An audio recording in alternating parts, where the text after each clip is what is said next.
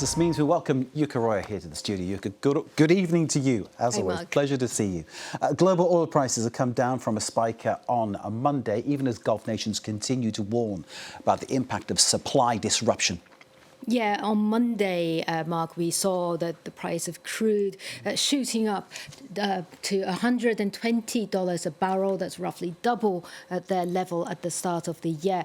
Then they came down significantly after US President Donald Trump suggested that the end of the war in Iran was near. The North Sea Brent crude is trading at about $90 a barrel. Currently, the US's West Texas Intermediate around $86 a barrel. But the conflict continues to rock the oil-producing Gulf region. The United Arab Emirates shut down the Middle East's largest oil refinery today as a precaution after a drone attack nearby.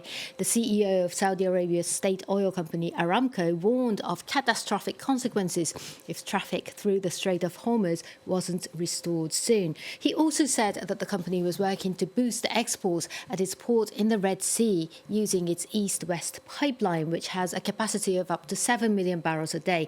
This allows it to avoid the Persian Gulf and the Strait of Hormuz. The UAE also has a pipeline to ship oil directly to the Gulf of Oman on the other side of the strait, but its terminal in Fujairah has been damaged by a fire after being hit by debris. Qatar's foreign ministry is also warning of domino effects. Let's take a listen. On energy facilities that has happened also on both sides is a dangerous precedent that will cause not only the region to lose economically and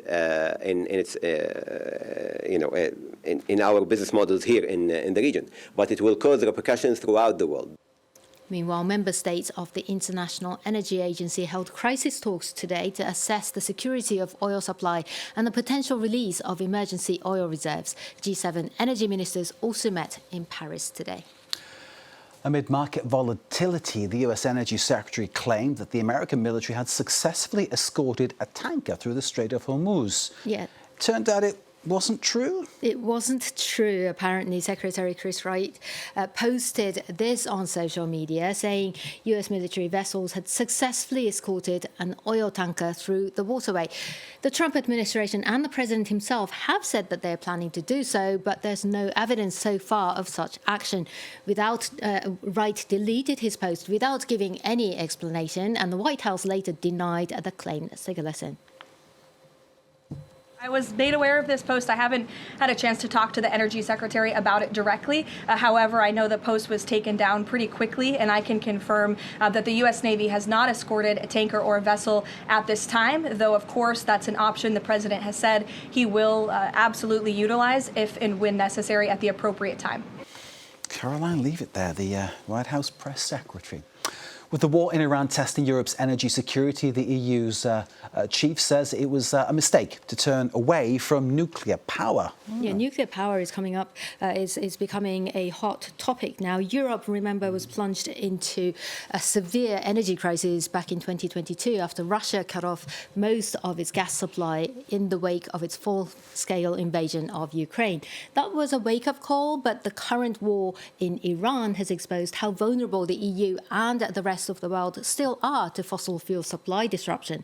At a nuclear energy summit hosted by France, European Commission President Ursula von der Leyen said the continent needs to pursue the right energy mix that includes both renewables and nuclear.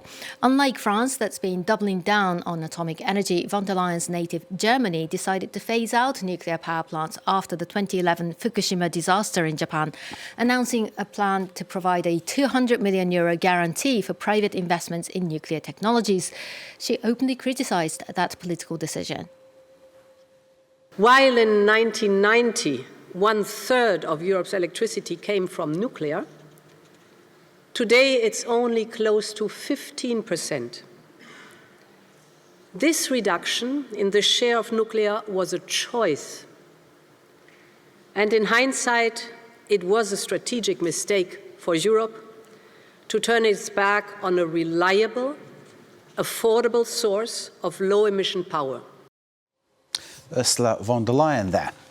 Now, as drivers are paying higher prices at the pump, and it's something we're all noticing if we're fortunate enough to have cars, Renault has announced a major shift in its business strategy. Well, Mark, the French car company says that it will stop selling cars purely powered by fossil fuels in Europe by 2030, although it will continue making hybrids. The EU last year watered down its planned ban on the sale of petrol and diesel cars by 2035 amid pushback from car makers. But 90% of new cars sold from that year will still have to be zero emission. Luc Trego and our colleagues at France Télévisions tell us more. Renault is changing gears.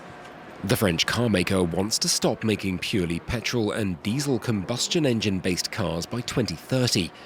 Instead, it's moving with the times and betting on hybrid and electric vehicles, including an upcoming spring relaunch of the Twingo, which only uses a litre of fuel.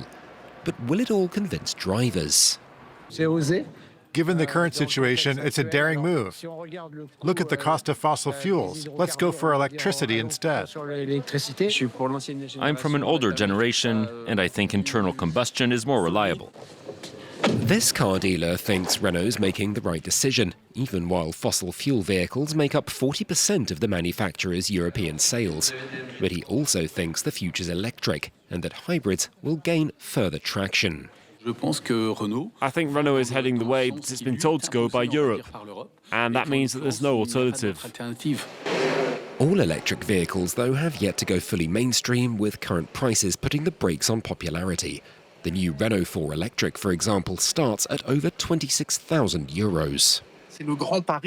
It's a huge gamble for the years ahead, developing electric vehicles while relying as little as possible on Chinese technical support, while lowering tariffs by manufacturing in Europe.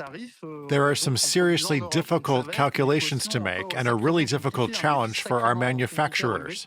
The upcoming Twingo is one of 36 new models Renault's releasing in the next 4 years, including 16 electric and 14 for international markets. And that's it from the business desk. Yuka, thank you very much indeed.